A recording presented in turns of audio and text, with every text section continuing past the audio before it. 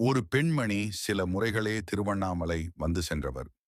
ஒரு முறை அவர் இரவில் 9 மணி அளவில் திருவண்ணாமலை பஸ் ஸ்டாண்டு வந்தபோது ரமணாசிரம் செல்ல ஒரு ஆட்டோவில் ஏறினார். சிறிது நேரத்தில் அந்த ஆட்டோக்காரன் வேறு வழியில் செல்வது போல் தோன்றியது. அவன் வேறெங்கோ செல்கிறான் என்று உள்ளுணர்வு எச்சரிக்க பெரும் பயம் ஆட்கொண்டது. உடனே யோகி ராம் சுரத்குமார் நாமம் சொல்லி சொல்லி வேண்டிக் கொண்டே இருந்தார். திடீரென்று அந்த ஆட்டோக்காரன் ஐயோ என்று குரல் கொடுத்தபடி ஆட்டோவை திருப்பி ரமணாசிரமம் வந்து சேர்ந்தான். அந்த அம்மாவும் பகவான் காப்பாற்றி விட்டார் என்று நிம்மதி பெருமூச்சு விட்டார். அப்பெண்மணி, ஏன் திரும்பி வந்து விட்டாய் என்று கேட்க, ஐயோ அம்மா, அந்த கிழவன் யாரம்மா? நான் கெட்ட எண்ணத்தோட தான் அழைச்சிக்கிட்டு போயிட்டு இருந்தேன். வழியில் அந்த கிழவன் ருத்ரமா நின்னுகிட்டு தன் கிட்ட இருக்க கோலை காட்டி மிரட்டினான். எனக்கு உயிர் பயம் எடுத்துடுச்சு. யாருமா அந்த கிழவன் என்று கேட்க அப்பெண்மணி